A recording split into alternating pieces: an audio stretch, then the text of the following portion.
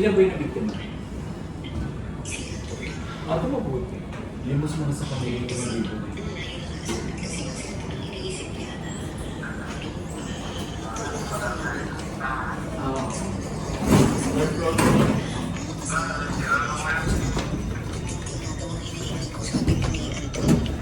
Sirong.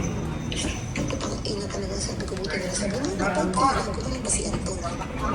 Hindi lang kasi nililate na sila. Third. Yan ang ground floor.